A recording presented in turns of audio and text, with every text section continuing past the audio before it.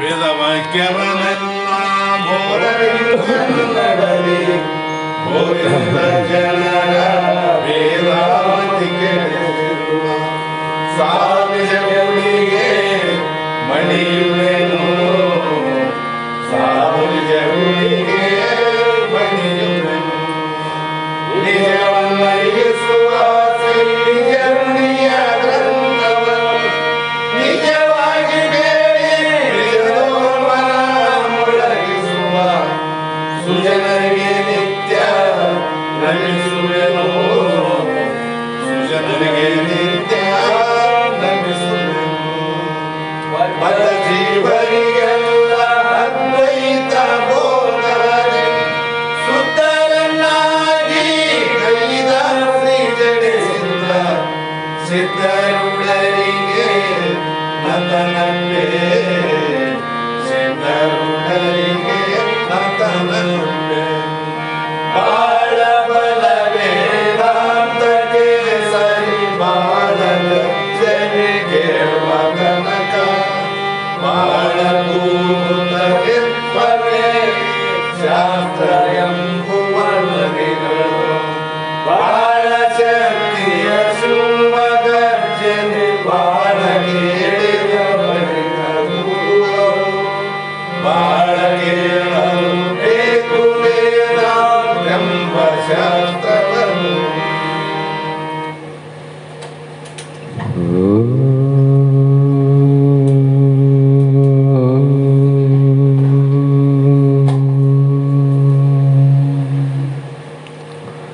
ಗುರು ಬ್ರಹ್ಮ ಗುರು ವಿಷ್ಣು ಗುರುದೇವೋ ಮಹೇಶ್ವರ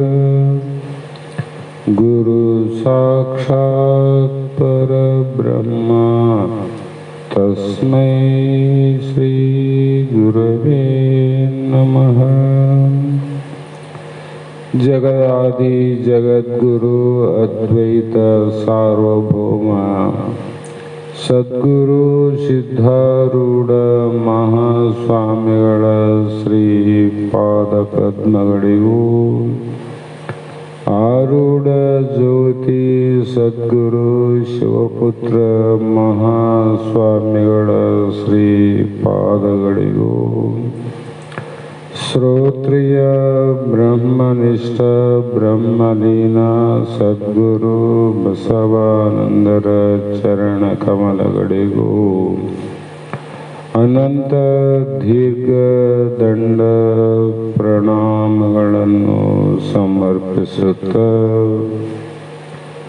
ಸದ್ಗುರು ಸಿದ್ಧಲಿಂಗಪ್ಪ ತಾತ ಕಪ್ಪಗಲ್ ಇವರನ್ನು ಮನದೋಳು ಧ್ಯಾನಿಸುತ್ತ ತಮ್ಮೆಲ್ಲರಿಗೂ ವಂದಿಸುತ್ತ ಈ ದಿನ ಶ್ರೀಮದ್ ಭಗವದ್ಗೀತೆ ಎನ್ನುವ ಗ್ರಂಥದ 8ನೇ ಅಧ್ಯಾಯದ ಪ್ರಶ್ನೆದು 5ನೆಯ ಶ್ಲೋಕ ಇಂದಿನ ಆಧಾರದ ವಿಷಯವಾಗಿದ್ದು, ಈ ಒಂದು ಅಧ್ಯಾಯದಲ್ಲಿ ಭಗವದ್ಗೀತೆ ಮುಖ್ಯವಾಗಿ ನಮಗೆ ಏನನ್ನ ತಿಳಿಸಲಿಕ್ಕೆ ಹೊಂಟಿದೆ ಅಂದರೆ ಮರಣವಿದ್ಯೆಯನ್ನ ಕುರಿತು ಬೋಧಿಸುತ್ತದೆ. ಜಗತ್ತಿನಲ್ಲಿ ಬಹಳ ಜನ ಕೇಳ್ರಿ ಮರಣಕ್ಕೆ ಮದ್ದೇ ಇಲ್ಲಂತಾರೆ, ಮರಣಕ್ಕೆ ಔಷಧವೇ ಇಲ್ಲ.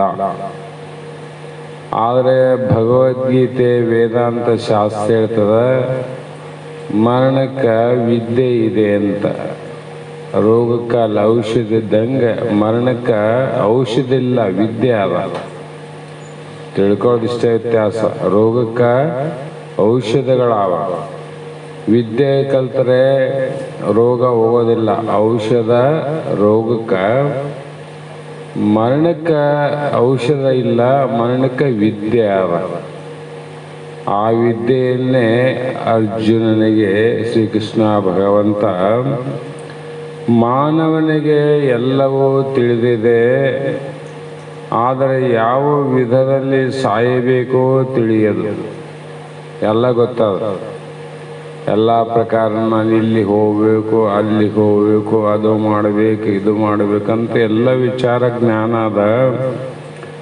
ಆದರೆ ಯಾವ ವಿಧದಲ್ಲಿ ಮನುಷ್ಯ ಸಾಯುವುದಂತೂ ಶಾಶ್ವತ, ಅದು ಶತಸಿದ್ಧ ಶಾಶ್ವತ. ಆದರೆ ಹೇಗೆ ಸಾಯಬೇಕು ಅನ್ನೋದು ನಮ್ಗೆ ಗೊತ್ತಿಲ್ಲ. ಸಾಯೋದು ಗೊತ್ತಿದೆ, ಹೆಂಗೆ ಸಾಯಬೇಕಂತ ಗೊತ್ತಿಲ್ಲ. ಮನುಷ್ಯನಾಗಿ ನಾವು ನಾಯಿ ನರಿಗಳಂತೆ ಹುಟ್ಟಿ ಅವು ಹೆಂಗ ಸಾಯುತ್ತಾವೆಯೋ ಅದೇ ಪ್ರಕಾರ ನಾವು ಸತ್ತರೆ ಅದು ಮಾನವನಿಗೆ ಯೋಗ್ಯವಾದ ಮರಣವಲ್ಲ. ಸತ್ತಿದ್ದಿ ಯೋಗ್ಯವಾಗಿ ಸತ್ತಿಲ್ಲ ಅಂತ ಅರ್ಥ. ಅಂದ್ರೆ ನಾವೆಲ್ಲರೂ ಅಜ್ಞಾನದಿಂದ ಸತ್ತೀವಿ, ಜ್ಞಾನದಿಂದ ಸತ್ತರೆ ಅದು ಯೋಗ್ಯ. ಅದಕ್ಕಾಗಿ ಮಹಾತ್ಮರು ಸಾಯ್ತಿದ್ದಿ ಸಾವು ತಡವಿಲ್ಲ, ನರಕ ದೂರವಿಲ್ಲ ಅಂತಾರೆ ಮಹಾತ್ಮರು. ಅದು ಶತಸಿದ್ಧ. ಈಗ ನಾವು ಏನು ಕಲಿಬೇಕಾಗಿದೆ, ನಾವು ಹೆಂಗ ಸತ್ರೆ ಹೇಗೆ ಸಾಯಬೇಕು ಅನ್ನುವುದನ್ನು ಕಲಿಬೇಕಾಗಿದೆ. ಅದಕ್ಕಾಗಿ ಬಹಳ ಮಂದಿ ಹುಟ್ಟಿ ಸತ್ತು ಹೋದ್ರಲ್ಲ, ಅದರಲ್ಲಿ ಬೆರಳೆಣಿಕೆಯವರು ಇನ್ನೂ ಸತ್ತೇ ಇಲ್ಲ ಅನ್ನುವಂಗೆ ಜಗತ್ತಿನಲ್ಲಿ ಜೀವಂತವಾಗಿ ಅವ್ರ ತತ್ವ ಉಳ್ಕೊಂಡವ. ಅವರು ದೇಹ ಉಳಿದಿಲ್ಲ, ಅವರ ತತ್ವ ಉಳಿದ. ಹಾಗೆ ಅವನ ಪ್ರಾರಬ್ಧವೇ ಅವನನ್ನು ಪೋಷಿಸುತ್ತದೆ, ರಕ್ಷಣೆ ಮಾಡ್ತದೆ. ನಾವು ಈ ಕಡೆ ಹೆಚ್ಚಿನ ಗಮನ ಕೊಟ್ಟಿವಿ, ಪ್ರಯತ್ನ ಮಾಡಿವಂದ್ರೆ ನನ್ನ ದೇಹವನ್ನು ಸಂಸಾರವನ್ನು ರಕ್ಷಣೆ ಮಾಡೋರು ಯಾರು ಅಂತ ನಮಗೆ ಅಲ್ಪ ಬುದ್ಧಿ ಅದ. ಯಾರು ರಕ್ಷಣೆ ಮಾಡ್ತಾರ? ಮುಖ್ಯವಾದ ಮಾತುಗಳವ, ವಿಚಾರ ಮಾಡ್ತಕ್ಕಂಥ ಮಾತು, ವಿವೇಕದಿಂದ ನೋಡ್ತಕ್ಕಂಥ ಮಾತು. ನಮ್ಮನ್ನು ಯಾರು ರಕ್ಷಣೆ ಮಾಡೋದಿಲ್ಲ, ನಿಮ್ಮನ್ನು ಕೂಡ ಯಾರೂ ರಕ್ಷಣೆ ಮಾಡೋದಿಲ್ಲ. ಆದರೂ ಕೂಡ ಈ ದೇಹ ರಕ್ಷಣೆಯಿಂದ ಹೊರಟದಲ್ಲ ಅಂದರೆ ಇದನ್ನು ಮಾಡೋರು ಯಾರು ಅಂದರೆ ಪ್ರಾರಬ್ಧ ಅಂತ. ನಿನ್ನ ಪ್ರಾರಬ್ಧವೇ ನಿನ್ನನ್ನು ರಕ್ಷಣೆ ಮಾಡ್ತದ. ನಾವು ಬೇರೆಯವರು ಮಾಡ್ತಾರಂತ ವಿಚಾರ ಮಾಡೀವಿ, ಅದು ತಪ್ಪಾದ. ಯಾರು ಮಾಡ್ಯಾರ, ಯಾರಿಗೆ ಮಾಡ್ಯಾರ? ಮಾಡೋದಿಲ್ಲ ಅಂತ. ಹಾಗೆ ಮಾನವನು ಆ ಪ್ರಾರಬ್ಧ ಅನ್ನುವಂಥದ್ದು ದೇಹವನ್ನು ರಕ್ಷಣೆ ಮಾಡ್ತದಲ್ಲ, ಅದು ಹೇಗೆ ಅಂದರೆ ನಿನಗೆ ಇಷ್ಟು ವಿಚಾರ ವಿವೇಕ ಅದ, ಆದರೆ ಎಷ್ಟೋ ಜೀವರಾಶಿಗಳು ಕೂಡ ಹುಟ್ಟವಿಲ್ಲ. ಅವು ಬದುಕ್ತವ, ಅವು ಜೀವನ ಮಾಡ್ತಾವ, ಅವು ಸಾಯ್ತಾವ. ಅವನ್ನ ಯಾರು ರಕ್ಷಣೆ ಮಾಡಿದ್ರು? ವಿಚಾರ ಮಾಡಿ ನೋಡಂತಾರೆ ಅವರು. ಎಲ್ಲೆಲ್ಲಿ ಅವಂದ್ರೆ ನೀರಿನಲ್ಲಿ ಮೀನಾವ, ಕಪ್ಪ್ಯಾವ, ಮತ್ತು ನೀರು ಹಾವಾದ, ಗಾಳಿ ಎಷ್ಟೋ ಕ್ರಿಮಿ ಕೀಟಗಳಾವ, ಅರಣ್ಯದಲ್ಲಿ ಎಷ್ಟೋ ಮೃಗಗಳು ಅಲ್ಲಿ ವಾಸ ಮಾಡ್ತಾವ. ಮತ್ತು ಇನ್ನು ಪಕ್ಷಿಗಳು, ಹಕ್ಕಿಗಳು ಅನ್ನೋದು ಲೆಕ್ಕನೇ ಇಲ್ಲ ಅಂತ. ಅವುಗಳನ್ನ ಯಾರು ರಕ್ಷಣೆ ಮಾಡ್ತಾರ? ನಿನಗೆ ಬುದ್ಧಿ ಆದ, ವಿಚಾರ ಆದ, ನನ್ನ ದೇಹವನ್ನು ನಾ ರಕ್ಷಣೆ ಮಾಡ್ಬೇಕಪ್ಪ ಅಂತ ವಿಚಾರ ಅದ. ಅವಕ್ಕೆ ಅದಿಲ್ಲಲ್ಲ. ಆ ವಿಚಾರ ಇಲ್ಲದಿದ್ರು ಕೂಡ ಹೇಗೆ ರಕ್ಷಣೆ ಆಗ್ತವ? ಮಾಡೋರು ಯಾರು? ಅವುಗಳ ಪ್ರಾರಬ್ಧ ಅಂತ. ಆದರೆ ನೀನು ಅನಿತ್ಯವಾದ ದೇಹವನ್ನು ರಕ್ಷಣೆ ಮಾಡಿಕೊಳ್ಳೋದಕ್ಕೋಸ್ಕರವಾಗಿ ಆಯುಷ್ಯ 10 ರಾತ್ರಿಗೆ ಕಳೆದವು 50, ಪ್ರಾಯಕ್ಕೆ 20, ಪ್ರಾಯದ ಗಾಯಕ್ಕೆ 30, ಒಟ್ಟು 100 ವರ್ಷ ಇದಕ್ಕೆ ಕಳೆದೆ. ಅವು ಪಶುವಿನಂಥ ಜೀವಿಗಳೇ ನಿರ್ಭಯದಿಂದ ತಮ್ಮ ಪ್ರಾರಬ್ಧದಲ್ಲಿ ಏನದ ಅದನ್ನು ಅನುಭವಿಸ್ತವ. ತಮ್ಮ ದೇಹ ರಕ್ಷಣೆಗಾಗಿ ಒಂದು ಕಾರ್ಯ ಪ್ರಯತ್ನ ಮಾಡಂಗಿಲ್ಲ. ನಿನಗೆ ವಿಚಾರವಂತ ಇದ್ದು ಆ ಪ್ರಾರಬ್ಧ ಮಾಡುವಂಥ ಕಾರ್ಯವನ್ನು ನೀನು ಮಾಡಕೊಂಡಿದ್ದಿ. ನೀ ಮಾಡೋ ಕಾರ್ಯ ಬೇರೆ ಅದ. ನೀನು ದೇಹ ರಕ್ಷಣೆ ಮಾಡಿಕೊಳ್ಳೋಕೆ ನೀ ಬಂದಿಲ್ಲ. ಅವನು ಮಾಡೋನು ಬೇರೆ ಅದ, ದೇಹ ರಕ್ಷಣೆ ಮಾಡೋರು. ನಿನ್ನ ರಕ್ಷಣೆಯನ್ನು ನೀನು ಮಾಡಿಕೊಳ್ಳೋಕೆ ಬಂದದ್ದು. ನಮ್ಮ ರಕ್ಷಣೆಯನ್ನು ನಾವು ಮಾಡಿಕೊಳ್ಳೋಕ್ಕೋಸ್ಕರವಾಗಿಯೇ ಮಾನವ ಜನ್ಮ ಬಂದದ. ಇದನ್ನು ಬೇರೆ ಯಾರೂ ನಮ್ಮ ರಕ್ಷಣೆ ಮಾಡೋದಿಲ್ಲ. ದೇಶ ರಕ್ಷಣೆ ಯಾರು ಮಾಡ್ತಾರೆ ಅಂದರೆ, ದೇಶದಲ್ಲಿ ಇದ್ದಂಥ ಪ್ರಜೆಗಳು ದೇಶ ರಕ್ಷಣೆ ಮಾಡಂಗಿಲ್ಲ. ಸೈನಿಕರು ದೇಶದ ರಕ್ಷಣೆಯನ್ನು ಮಾಡುವ ಜವಾಬ್ದಾರರು. ಹಾಗಾಗಿ ಇಂಥ ಪರಿಸ್ಥಿತಿಯಲ್ಲಿ ಎಲ್ಲರೂ ಆನಂದವಾಗಿ ಬದುಕಿ ಬಂದರೆ ನಮಗೆ ಸಂಬಂಧ ಇಲ್ಲ. ನಮ್ಮ ರಕ್ಷಣೆ ಮಾಡೋರು ಅವ್ರು ಯಾರಂತ ಗೊತ್ತಾಗಿದ್ದಿಲ್ಲ ನಮಗೆ. ಮತ್ತು ಇಲ್ಲಿ ಶಾಸ್ತ್ರದ ಪ್ರಾರಬ್ಧ ಹಣೆಬರ ದೈವನೇ ನಿನ್ನ ರಕ್ಷಣೆ ಮಾಡ್ತದಂದಾಗ ಅದ್ರ ಬಗ್ಗೆ ಅವಿಶ್ವಾಸ ಆದ ನೋಡ್ರಿ. ವಿಶ್ವಾಸ ಆದೇನು? ದೇಶ ಕಾಯುವ ಸೈನಿಕನ ಮೇಲೆ ಇದ್ದಂಥ ವಿಶ್ವಾಸ ನಮ್ಮ ಹಣೆ ಬರದಲ್ಲಿ ಇಲ್ಲಂದ್ರೆ ನಾವೆಂಥ ಮನುಷ್ಯರಂತ. ಮನುಷ್ಯಂತ ಹೆಂಗ ನಿನಗಂತ ಕೇಳ್ತಾರೆ ಅವರು. ಹಾಗಾಗಿ ಇಲ್ಲಿ ಚಿನ್ನದಂಥ ಮರಣವನ್ನು ತಾನು ಸಂಪಾದಿಸಬೇಕು. ಏನ್ ಚಂದ ಸತ್ತನಪ್ಪ ಅಂತ ಹಿಂಗೆ ಹೇಳೋದಲ್ಲ. ಮಾತಾಡ್ತಾ ಸತ್ತ, ತೊಡಿಸಲಿಲ್ಲ, ಬಡಿಸಲಿಲ್ಲ, ಹಾಸಿಗೆ ಬೀಳಲಿಲ್ಲ, ಇನ್ನೊಬ್ಬರಿಗೆ ತೊಂದರೆ ಕೊಡಲಿಲ್ಲ, ಎಂಥ ಸಾವು ಬರಬೇಕಂತ ಹೇಳ್ತೀವಲ್ಲ, ಇದು ಯಥಾರ್ಥವಾದ ಸಾವು, ಸಾಮಾನ್ಯವಾದ ಮಾತು. ವಿಶೇಷವಾದ ವಿಚಾರ ಏನದಂದರೆ, ಎಂಥ ಸಾವು ಅಂದರೆ ದೇಹ ನಾಶ ಆಗಿರಬೇಕು, ನಾನು ಬದುಕಿರಬೇಕು, ಅಂಥ ಸಾವು ಪಡಿಬೇಕು ನಾವು. ಏನಾದ ತೊಟ್ಟ ದೇಹವನ್ನು ಬಿಟ್ಟಿರಬೇಕು, ನಾನು ಬದುಕಿರಬೇಕು. ಆ ರೀತಿ ಶರಣರ ಮಹಾತ್ಮರು ಹೇಗೆ ಬದುಕಿರ ಅದರಂಗ ಬದುಕಿ ಸತ್ತರೆ ಅದು ನಿಜವಾದ ಮಾನವ ಸಾವು. ಆ ಕಾರಣದಿಂದ ಈ ದುರ್ಗತಿ ಅವಸ್ಥೆ ಮಾನವನಿಗೆ ಶುಭಕರವಲ್ಲ. ಇದು ದುರ್ವ್ಯವಸ್ಥೆ, ಕೆಟ್ಟ ವ್ಯವಸ್ಥೆಯನ್ನು ತಿಳ್ಕೊಂಡಿದ್ದಿ. ಮತ್ತೆ ದುರ್ಗತಿ, ಇದರಿಂದ ಗತಿ ಏನು ನಿನಗಂದ್ರೆ ಮತ್ತೆ ಕ್ಷೀಣೆ ಪುಣ್ಯ, ಮತ್ತೆ ಅನಂತ ಇಂಥ ಶ್ರೇಷ್ಠವಾದ ಚಿನ್ನದಂಥ ದೇಹವನ್ನು ಬಿಟ್ಟು ಮಣ್ಣಿನಂಥ ದೇಹವನ್ನು ತೊಡುವಂಥ ಪ್ರಸಂಗ ಬರ್ತದ. ನಿನಗೇನು ಬುದ್ಧಿವಂತ ಅಂತಾರೇನು? ಬಂಗಾರ ತಗೊಂಡು ಮಣ್ಣು ಕೊಡು ಅಂದ್ರೆ ಏನು ಅರ್ಥ? ಮಣ್ಣು ತಗೊಂಡು ಬಂಗಾರ ಕೊಡು ಅಂದ್ರೆ ಅವನು ಕೇಳ್ತಾನಂದ್ರೆ ಅವನ್ ಬೇರೆ, ಅದು ಬುದ್ಧಿವಂತ ಅಂತ ಅರ್ಥ. ಕೊಡೋದು ಬಿಡೋದು ಎರಡೇ ಪ್ರಶ್ನೆ. ಬಂಗಾರ ತಗೊಂಡು ಮಣ್ಣು ಕೊಡು ಅಂತ ಯಾವನೇನು ಹೇಳ್ತಾನ? ಮತ್ತು ಚಿನ್ನದಂಥ ದೇಹವನ್ನು ಹಾಳು ಮಾಡಿಕೊಂಡು ಪಶು ಕ್ರಿಮಿ ಕೀಟ ಇಂಥ ದೇಹವನ್ನು ಬೇಕು ಅಂತ ವಿಚಾರ ಮಾಡ್ತಲ್ಲ, ನಿನಗೆ ಬುದ್ಧಿ ಆದೇನು? ದುರ್ಗತಿ ಅದು ಶುಭಕರವಲ್ಲ.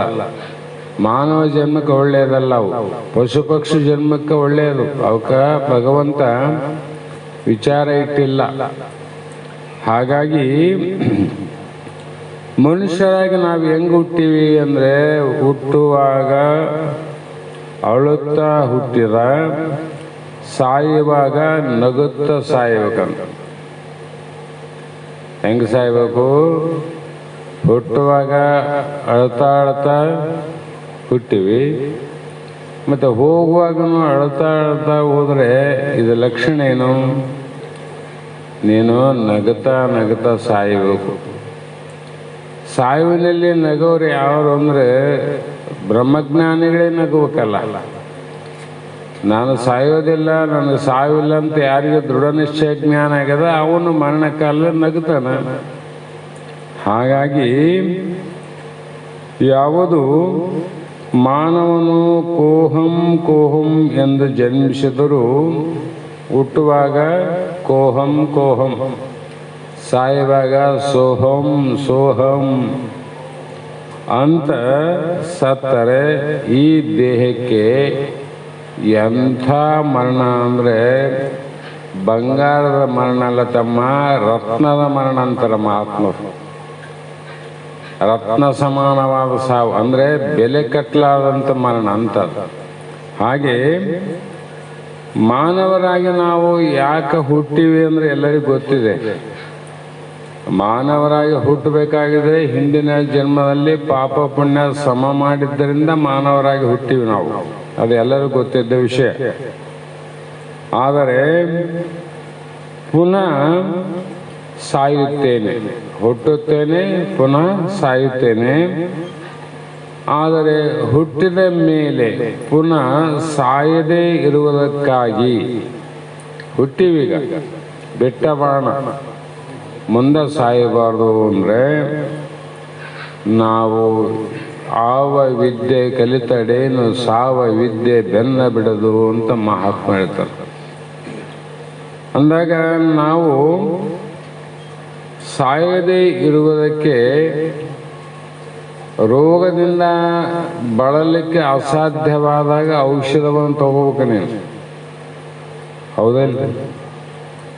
ಅದೇ ಪ್ರಕಾರ ಸಾಯದೇ ಇರುವುದಕ್ಕಾಗಿ ಮರಣವಿದ್ಯೆಯನ್ನು ಪುರಸ್ಕರಿಸಿಕೊಂಡು ಕಠೋಪನಿಷತ್ತು ಯಾಕೆ ಹುಟ್ಟಿತು ಅಂದರೆ ಇದಕ್ಕೋಸ್ಕರವಾಗಿ. ಮರಣದ ವಿಚಾರದಿಂದನೇ ಸಿದ್ಧಾರ್ಥ ಏನಾದ, ಬುದ್ಧನಾದ.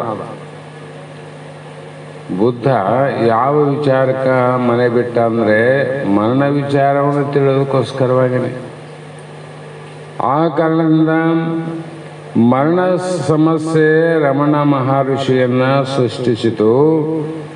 ಮರಣವು ಒಂದು ವರ ಪ್ರಧಾನವೆಂದು ಮತ ಕರ್ತರೆಲ್ಲರೂ ಹೇಳಿರೋರು. ಇದು ಮರಣ ಅನ್ನೋದು ಒಂದು ವರ ಅಂದ್ರವರು, ನಾವಿದ್ರೆ ಶಾಪ ಅಂತೀವಿ. ಅದಕ್ಕೆ ಶರಣರಿಗೆ ಮರಣವೇ ಮಹಾನವಮಿ ಅಂದರು.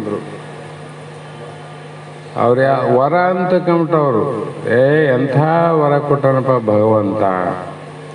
ಅದಕ್ಕೆ ಸಣ್ಣ ದೃಷ್ಟಾಂತ ಬಸವಂದ್ರ ಹೇಳ್ತಿದ್ರು. ಈಗ ಬಿಟ್ಟಿ ಕೂಲಿ ಅಂತ, ಬಿಟ್ಟಿ ರೈಲ್ವೆ ಸ್ಟೇಷನಲ್ಲಿ, ಬಸ್ ಸ್ಟ್ಯಾಂಡ್ನಲ್ಲಿ ಈ ಕಡೆ ಸಾಮಾನು ಮೇಲೆ ಬಸ್ಸಿನಾಗ ಹಾಕ್ಬೇಕಾದ್ರೆ ಅಮಾಲಿ ಕೊಡಬೇಕು. ಸ್ಟೇಷನಲ್ಲಿ ಇಲ್ಲಿಂದ ಆ ಕಡೆ ಹೋಗ್ಬೇಕು ಅಂದರೆ ಲಗೇಜ್ ಹೊತ್ತವನಿಗೆ 100-200 ರೂಪಾಯಿ ಕೊಡಬೇಕು. ಅವನು ಎಷ್ಟೊತ್ತರೆ ಒಂದು 5 ನಿಮಿಷ ಕೆಲಸ ಮಾಡ್ತಾನೆ, 100-200-300-500 ಸಂಪಾದನೆ ಮಾಡ್ತಾನೆ, ಹೌದಾ?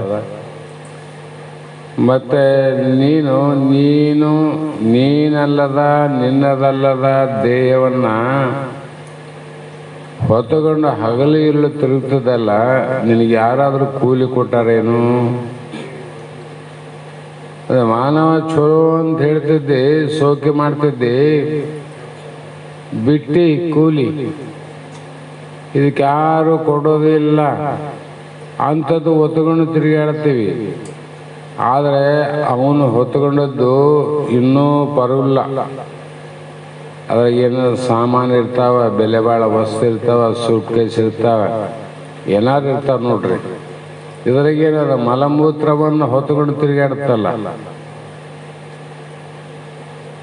ಇದನ್ನ ವಿಚಾರ ಮಾಡಿದಾಗ ಗೊತ್ತಾಯ್ತು ಬುದ್ಧ ಅದಕ್ಕಾಗಿ ಅನ್ವೇಷಣೆ ಮಾಡಕ್ಕೆ ಹೊರಟ.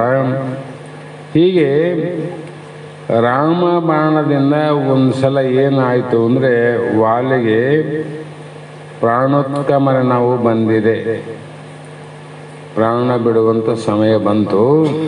ಯಾರಿಗೆ? ವಾಲಿಗೆ. ಎದುರಿಗೆ ಶ್ರೀರಾಮಚಂದ್ರ ಇದ್ದ.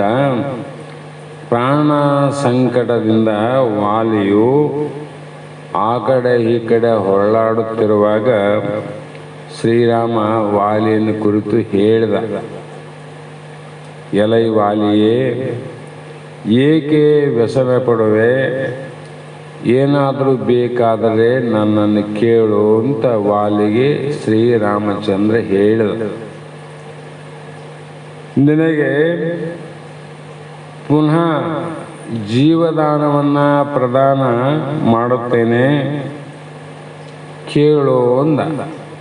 ಅವಾಗ ವಾಲಿ ಹೇಳಿದ ಶ್ರೀರಾಮನಿಗೆ, ಶ್ರೀರಾಮಚಂದ್ರನ ದರ್ಶನದಿಂದ ವಾಲಿಗೆ ಅಜ್ಞಾನವೇ ತೊಲಗಿತ್ತು. ರಾಮ ದರ್ಶನ ಆದರೆ ಹಿಂಗಾವಕ್ಕಂತ. ನಮ್ಮ ಫಲಗಳು ದರ್ಶನ ಆದ ತಕ್ಷಣ ಫಲಗಳಾದರೂ ಈಡೇರಬೇಕು. ಅದು ಒಂದು ಕರ್ಮನೇ ಇರಲಿ. ಕರ್ಮ ಮಾಡಿದರೂ ಕೂಡ ಫಲ ತಕ್ಷಣ ಪ್ರಾಪ್ತಿ ಆಗಬೇಕು. ಇಲ್ಲ ಅಂತ ಮಹಾತ್ಮರನ್ನ ಭೇಟಿಯಾದಾಗ ನಿನಗೆ ಮೋಕ್ಷ ಆಗ್ಬೇಕು ನೋಡು. ಇಲ್ಲಾಂದ್ರೆ ಏನು ಪ್ರಯೋಜನ ಅಂತ ಅರ್ಥ ಅದ, ಏನು ಪ್ರಯೋಜನ ಇಲ್ಲ. ಹಾಗಾಗಿ ಜ್ಞಾನ ನೇತ್ರ ವಿಕಸಿತು ಅಂದರೆ ಅಜ್ಞಾನ ನೇತ್ರ ಹೋಯಿತು, ಜ್ಞಾನ ನೇತ್ರ ಹುಟ್ಟಿತು. ಪ್ರಭು ನನ್ನ ಅಜ್ಞಾನೆಯನ್ನ ಕ್ಷಮಿಸು, ಜ್ಞಾನ ಬಂದಿದೆ. ಯಾಕೆ ಕೇಳ್ತೀನಿ ಈಗಂದ್ರೆ, ಅಜ್ಞಾನ ಹೊರಟಾಗ ಜ್ಞಾನ ಉತ್ಪತ್ತಿಯಾದಾಗ ಈ ಮಾತು ಬರ್ತಾವ. ಇಲ್ಲಂದ್ರೆ ಕ್ಷಮೆ ಮಾಡು ಮಾಡು ಅಂದ್ರೆ ಯಾರು ಕ್ಷಮೆ ಮಾಡಂಗಿಲ್ಲ. ಆ ತಪ್ಪು ಮಾಡಿದ್ರು ಕೂಡ ನಮ್ಮದೇ ಸರಿ ಅಂತ ವಾದ ಮಾಡೋರಾರ ಜಗತ್ತಿನಲ್ಲಿ. ಆ ಕಾರಣದಿಂದ ನನಗೆ ಜೀವಿತದಿಂದ ಏನು ಕೆಲಸ ಇಲ್ಲ ಅಂದ ವಾಲಿ. ಬದುಕಿರೋದ್ರಿಂದ ನನಗೇನು ಕೆಲಸ ಏನಾದಿಲ್ಲ ಅಂತ. ಆ ಕಾರಣದಿಂದ ನನ್ನ ಪಾಲಿಗೆ ನೀನು ಏನಾದರೂ ಕೇಳು ಕೊಡುತ್ತೇನೆಂದಲ್ಲ, ನನಗೆ ಚಿನ್ನದಂಥ ರತ್ನದಂಥ ಮರಣವನ್ನು ಕೊಡು ಅಂತ ಕೇಳಿದ ವಾಲಿ. ನಾವು ಕೇಳ್ತೀವಿ ಅಂಥ ಮರಣ ಕೊಡು. ಪ್ರಾಣಪತಿಯಾದ ನಿನ್ನನ್ನು ನೋಡ್ತಾ ನೋಡ್ತಾ ನಾನು ಪ್ರಾಣ ಬಿಡುತ್ತಂದ. ನಿನ್ನ ನೋಡಿದ ಮೇಲೆ ಇನ್ನೇನಾದ ಜಗತ್ತಿನಲ್ಲಿ ನೋಡೋದು. ಹಾಗಾಗಿ ಆ ಪ್ರಾಣವನ್ನು ಬಿಡುವ ಸೌಭಾಗ್ಯವಂತನಾದ ಈ ಮರಣವೇ ನನಗೆ ಸಾಕು. ಆಮೇಲೆ ಮರಣ ಎಂಥದ್ದು ಎಂಬುದೇ ನನಗಿರಂಗಿಲ್ಲ. ಏನಿದ್ರು ಈಗ ನಿನ್ನ ದರ್ಶನದಲ್ಲೇ ಹೋಯಿತು, ಮುಂದಂತೂ ಮರಣ ಇಲ್ಲ. ಆ ಕಾರಣದಿಂದ ಸ್ವಾಮಿ, ದೌರ್ಭಾಗ್ಯವಾದ ಈ ಮರಣವು ನನಗೆ ಬೇಡ, ಸೌಭಾಗ್ಯದ ಮರಣ ಕೊಡು ಅಂತ. ದೌರ್ಭಾಗ್ಯದ ಮರಣ ಅಂದ್ರೇನು? ಪಾಪದಿಂದ ನಮ್ಮ ಮನುಷ್ಯ ಜನ್ಮದ ಸಾಕ್ಷಾತ್ಕಾರವನ್ನು ಮಾಡಿಕೊಳ್ಳಲಾರದ ಸತ್ರೆ ದೌರ್ಭಾಗ್ಯ ಮರಣ ಅಂತದ್ದು. ಮುಂದೆ ಎಷ್ಟೋ ಜನ್ಮಗಳಿಗೆ ಬೀಜ ಕಾರಣ ಆಗ್ತದೆ. ಆ ಕಾರಣದಿಂದ ಇಲ್ಲಿ ಮರಣವೆಂದರೇನು? ಈ ಶರೀರದಿಂದ ಅನುಭವಿಸಬೇಕಾದ ಕರ್ಮವು ಮುಗಿದು ಮತ್ತೊಂದು ಶರೀರದಿಂದ ಅನುಭವಿಸಬೇಕಾದ ಕರ್ಮವನ್ನು ಉತ್ಪನ್ನ ಆಗದೇ ಇರುವ ಸಂಧಿ ಸಮಯವು ಸಮತ್ವ ಕಾಲ. ನೋಡು, ಈ ಜನ್ಮದ ಕರ್ಮಗಳೇನವ ಮುಂದಿನ ಜನ್ಮಕ್ಕೆ ನೀ ಬರಬಾರ್ದು ಅಂದ್ರೆ ಬರ್ತಾವ. ಸಮತ್ವ ಕಾಲ. ಕತ್ತಲು ಹೆಂಗೆ ಹೋಗ್ತದ ಹಂಗೆ ಬೆಳಕು ಬರ್ತದ. ಈ ಶರೀರ ಹೆಂಗೆ ಹೋಗ್ತದ ಆ ಶರೀರದಾಗ ಇವು ಕರ್ಮ ಪ್ರವೇಶ ಆಗ್ತಾವ. ಆ ಕಾರಣದಿಂದ ಈ ಸಮಯವೇ ಭಗವಂತನನ್ನು ಸ್ಮರಿಸಲು ಯೋಗ್ಯವಾದದ್ದು. ಅದಕ್ಕೆ ಈ ವರ್ತಮಾನ ಕಾಲದ ಮಾನವ ಶರೀರದ ಮನುಷ್ಯ ಕುಲದ ಜನರ ಲಾಭ ಏನದ ಆರು ನಾನಿಂದ ವಿಚಾರಿಸು. ಇದೇ ಉತ್ತಮವಾದದ್ದು ಈ ಮಾನವ ಜನ್ಮಕ್ಕೆ ಭಗವಂತ ಕೊಟ್ಟಾನ.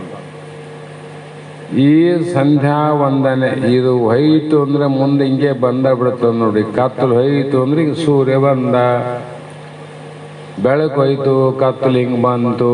ಈ ಜನ್ಮದ ಪ್ರಾರಬ್ಧ ಇತ್ತು, ಈಗ ಮಾಡಿದ್ದು ಮುಂದಿನ ಜನ್ಮಕ್ಕೆ ಬಂತು.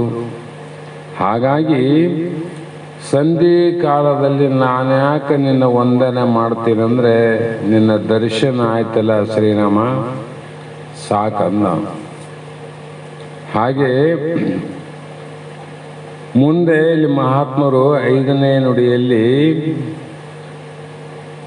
ಅಂತ್ಯಕಾಲೇ ಚ ಮಾಂ ಏವ ಸ್ಮರನ್ ಮುಕ್ತ ಕಲೇವರಂ ಯ ಪ್ರಯಾತಿ ಸ ಮುದ್ಭಾವಂ ಯಾತಿ ನ ಅಸ್ತಿ ಅತ್ರ ಸಂಶಯ ಅಂತ ಇಲ್ಲೊಂದು ಶ್ಲೋಕ ಹೇಳ್ತಾರೆ. ಅರ್ಥಾತ್ ಯಾರು ಅಂತ್ಯಕಾಲದಲ್ಲಿ, ಅಂತ್ಯ ಅಂದ್ರೇನು, ಈಗಾಗಲೇ ಹೇಳಿದ್ವಲ್ಲ ಸಂಧ್ಯಾಕಾಲ, ಆ ಕಾಲದಲ್ಲಿ ಸಹ ನನ್ನನ್ನು ಸ್ಮರಿಸುತ್ತಾ ಶರೀರವನ್ನು ತ್ಯಜಿಸಿ ಹೋಗುತ್ತಾನೋ ಅವನು ನನ್ನ ಸ್ವರೂಪವನ್ನೇ,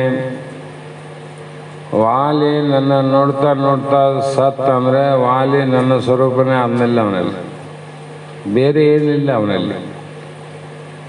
ಹಾಗಾಗಿ ಇಲ್ಲಿ ಸವ್ಯಸಾಚಿ ಅಂತ ಹೇಳಿದ್ರು ಕೂಡ ಅಂತ್ಯಕಾಲದಲ್ಲಿಯೂ ಸಹ ನನ್ನನ್ನೇ ಸ್ಮರಣೆ ಮಾಡುತ್ತಾ ಶರೀರವನ್ನು ಬಿಟ್ಟು ಯಾರು ಪ್ರಯಾಣ ಮಾಡುತ್ತಾರೆಯೋ ಅವರೆಲ್ಲರೂ ನನ್ನ ಭಾವವನ್ನು ಹೊಂದುತ್ತಾರೆ. ಈ ವಿಷಯದಲ್ಲಿ ಸಂದೇಹವಿಲ್ಲ. ನೀನು ಗೊತ್ತಿಲ್ಲದೋ ಗೊತ್ತಿತ್ತೋ ತಿಳಿದೋ ತಿಳಿಲಾರ್ದೋ ಒಂದು ಬಸ್ಸಲ್ಲಿ ಹತ್ತಿ ಕುಂತೀವಿ, ಒಂದು ರೈಲಲ್ಲಿ ಹತ್ತಿದ್ವಿ. ಆ ರೈಲು ಎಲ್ಲಿಗೆ ಹೋಗ್ತದ ಅಲ್ಲಿಗೆ ನೀನು ಹೋಗಬೇಕಾಗ್ತದ. ನೀನು ಒಲ್ಲೆ ಅಂದರೆ ನಡುವೆ ಇಳಿಸ್ತಾನೆ ಅದು. ನೀನು ಎಲ್ಲಿಗೆ ಹೋಗ್ಬೇಕು, ನೀನು ಅಲ್ಲಿ ಇಳಿದ್ರೆ ಇಳದೇ ಇದ್ರೆ ಹಂಗೆ ಮಲಗು. ಕೊನೆಗೆ ಅದು ಎಲ್ಲಿ ಹೋಗಿ ನಿಲ್ಲಬೇಕು ಅಲ್ಲೇ ಹೋಗಿ ನಿಲ್ಲಬೇಕಾಗ್ತದೆ. ಅಂತ್ಯಕಾಲ. ಹಾಗಾಗಿ ಭಗವಂತನು ಅಂತ್ಯಕಾಲದ ವಿಷಯವನ್ನು ಅರ್ಜುನನಿಗೆ ಹೇಳುವಾಗ ಯುದ್ಧ ರಂಗದಲ್ಲಿ ಬಂದು ನಿಂತವನಿಗೆ ಯಾವ ಕ್ಷಣದಲ್ಲಿ ಮುತ್ತು ಬರುವುದು ಹೇಳಲಾರದು ಅಂದ. ನೀನೇನು ನೋಡಿದಲ್ಲಿ ಈಗ ರಣರಂಗದಲ್ಲಿ ಯಾರಿಗೆ ಯಾವಾಗ ಯಾವ ರೀತಿ ಅಂತ್ಯ ಕೊನೆ ಕ್ಷಣ ಬರ್ತದೋ ಹೇಳಲಾರೆವು. ನಮಗೆ ಗೊತ್ತದೇನು, ಯಾರಿಗೂ ಗೊತ್ತಿಲ್ಲ ಅಂತ. ಯಾವ ಕ್ಷಣದಲ್ಲಿ ಅಂದ್ರೆ ಏನು ಅರ್ಥ ಮಾಡಬೇಕಂದ್ರೆ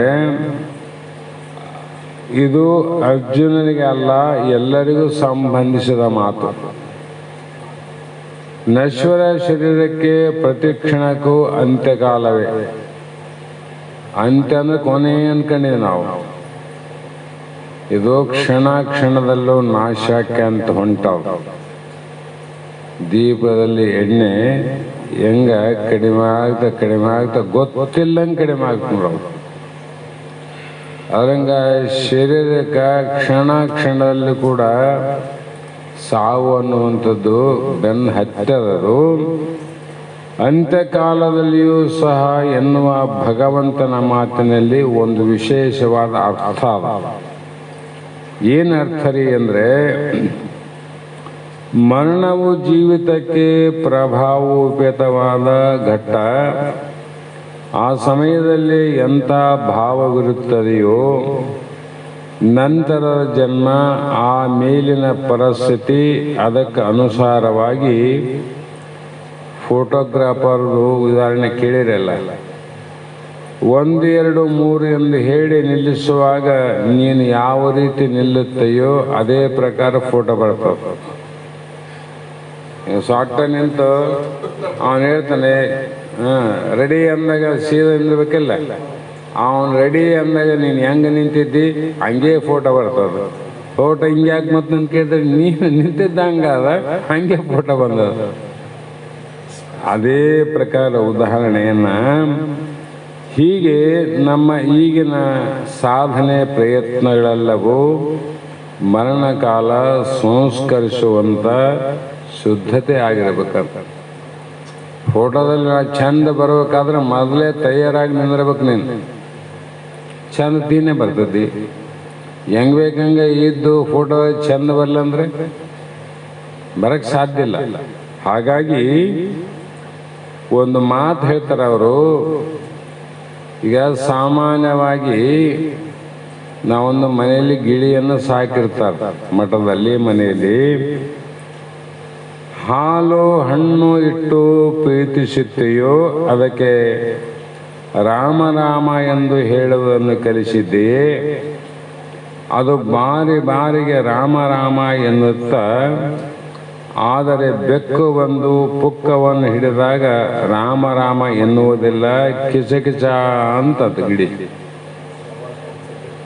ಹೌದಾ ಇಲ್ಲ? ಅವಾಗೇನಂತದ ಅಂತ್ಯ ಮೊದಲು ರಾಮ ರಾಮ ರಾಮ ಅಂತಿತ್ತು. ಬೆಕ್ಕ ಬಂದು ಯಾವಾಗ ಗಂಟ್ಲು ಹಿಡಿತಿಲ್ಲ ಕಿಚಕಿಚ ಅಂತ ರಾಮ ಹೋಗೇ ಬಿಟ್ಟು ನೋಡು.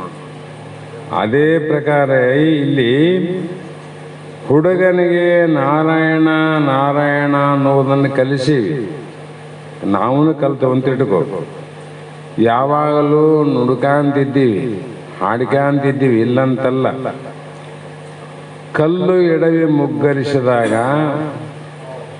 ಅವನು ನಾರಾಯಣ ನಾರಾಯಣ ರಾಮ ರಾಮ ಏನಾದ್ರು ಬಿಡ್ತಾನ, ಅಮ್ಮ ಅಂತ ನೋಡು ಹುಡುಗ. ಅವನು ನಾರಾಯಣ ಅಂತಾನ, ಅವಾಗ ರಾಮ ಅಂತಾನೇನು ಇಲ್ಲ, ಅಮ್ಮ ಅಂತ ಕೂಗ್ತಾನ. ಅದೇ ರೀತಿಯಾಗಿ ನಾರಾಯಣ ನಾಮ ಎಲ್ಲಿ ಹೋಯ್ತು? ಆ ಗಿಳಿಯಲ್ಲಿನೂ ಹೋಯ್ತು, ಹುಡುಗರಲ್ಲಿ ಹೋಯ್ತು. ನಮ್ಮ ವಿದ್ಯೆಗಳು ಕೂಡ ಇಷ್ಟೇ ಅಲ್ಲ. ನಾವು ಮಾಡೋ ವಿದ್ಯೆಗಳು ಇಷ್ಟೇ ಆಗಬಾರದು. ಇದಕ್ಕೆ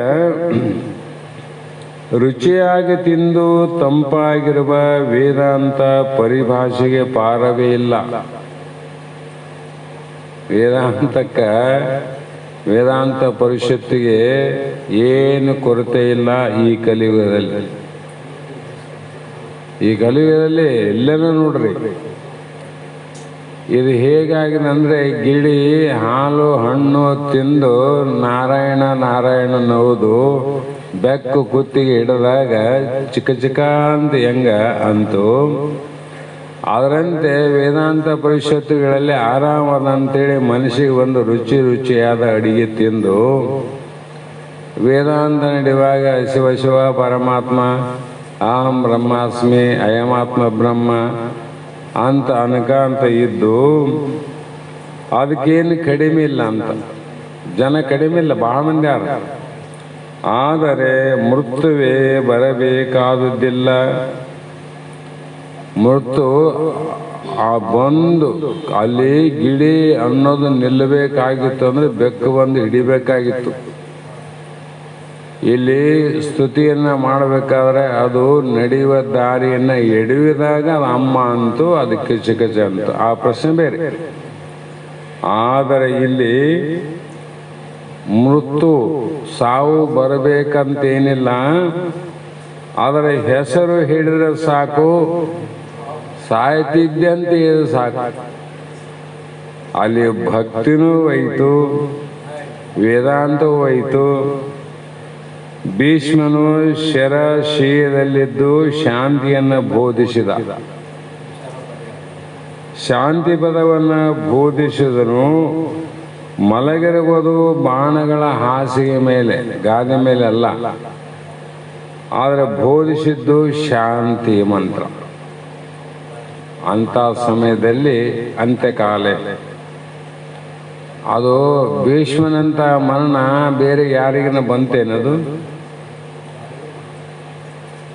ಸ್ವಲ್ಪ ಮರಣ ಅಂದರೆ ನಮಗೆ ಅದು ಬಂದು ಮುಟ್ಟೋದು ಬೇಕಾಗಿಲ್ಲ. ಮರಣ ಅದು ಮುಟ್ಟದ ಮುನ್ನ ಅಂದರು. ಮುಟ್ಟಿನ ಮೇಲೆ ಸಾಯ ಮಂದಿ ಬೇರೆ ಅದ, ಮುಟ್ಟೋದಕ್ಕಿಂತ ಮುಂಚೆನೇ ಸತ್ತು ಹೋಗೋ ಮಂದಿ ಬಾಳಿವಿ. ಆ ಕಾರಣದಿಂದ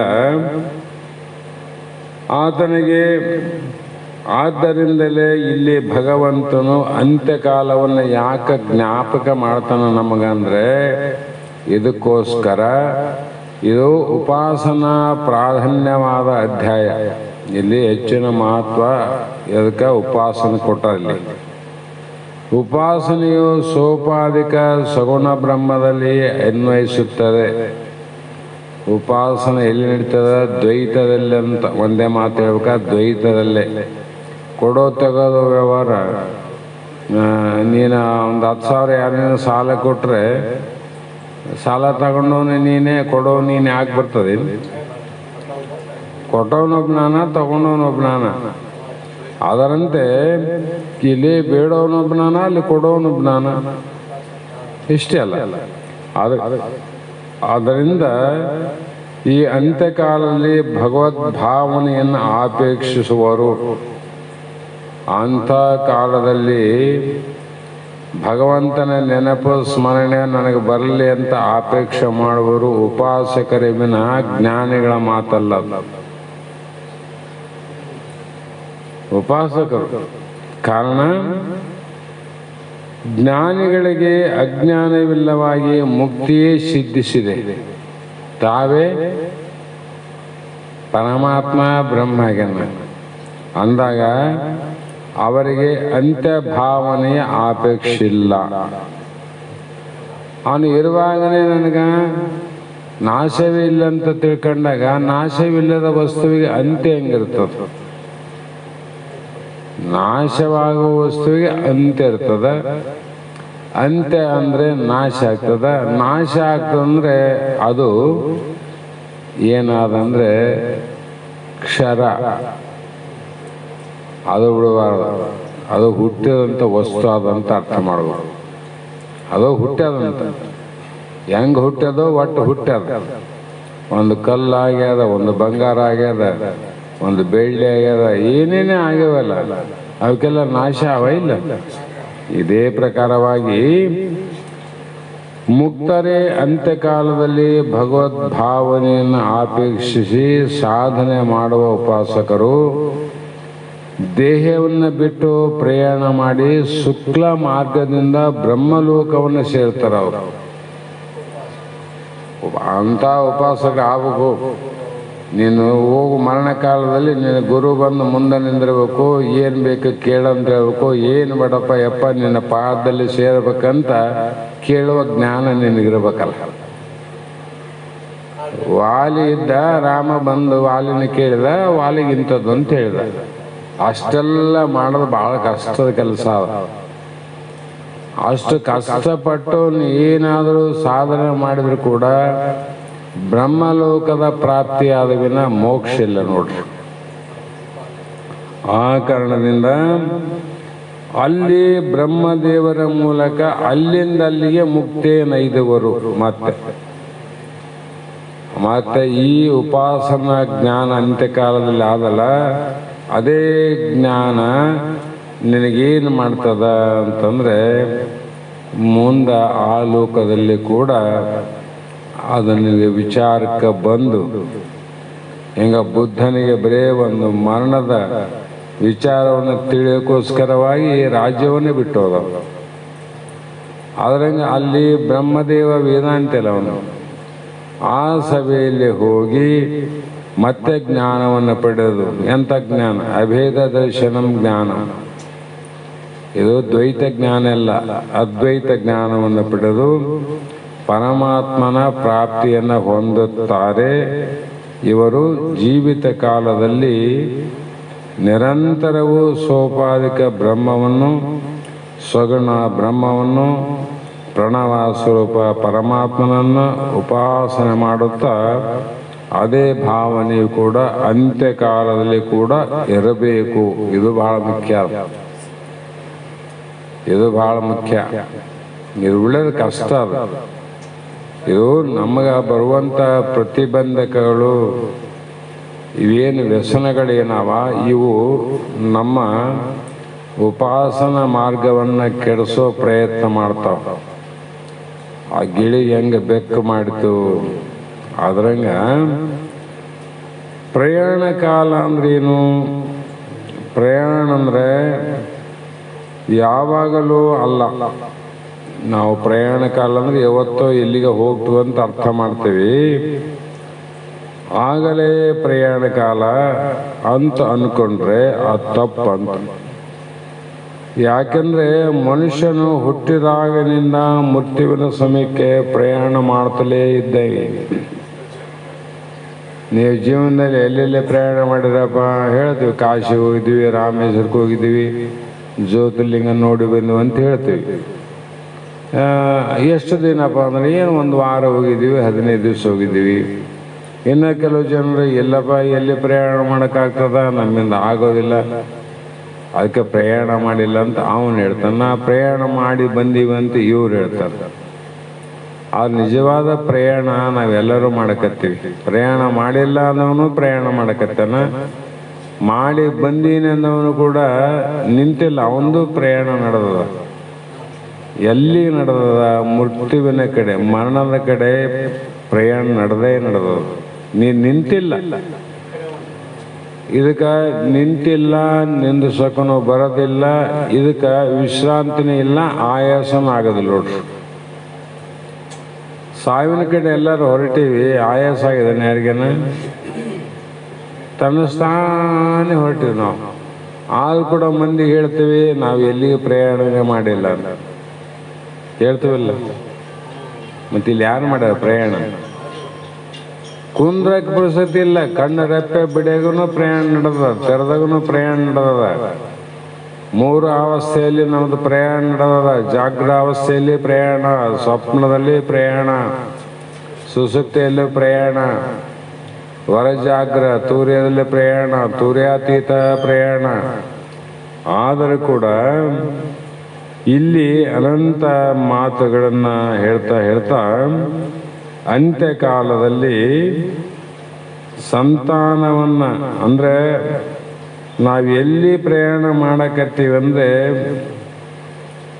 ಬಾಲ್ಯಾವಸ್ಥೆಯಲ್ಲಿ ಆಟ ಪಾಠಗಳಲ್ಲಿ ಪ್ರಯಾಣ ಮಾಡಿದೀವಿ, ಯೌವನಾವಸ್ಥೆಯಲ್ಲಿ ಸತಿಸುತ್ತರಲ್ಲೇ ಪ್ರಯಾಣ ಮಾಡಿದೀವಿ, ಮುಪ್ಪಾವಸ್ಥೆಯಲ್ಲಿ ಜರಾಮರಣ ಬಂಧನದಲ್ಲಿ ಪ್ರಯಾಣ ಮಾಡಿದೀವಿ.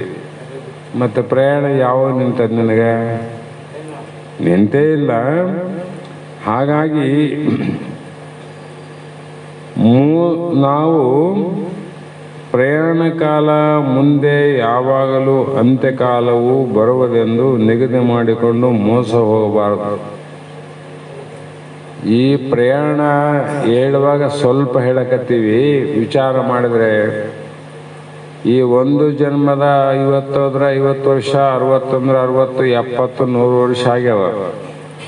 50 ಆದರೂ ಅವ್ರ 50 ವರ್ಷ ಪ್ರಯಾಣ ಆಗ್ಯದ, 70 ವರ್ಷ ಪ್ರಯಾಣ, 100 ವರ್ಷ 100 ವರ್ಷ ಪ್ರಯಾಣ.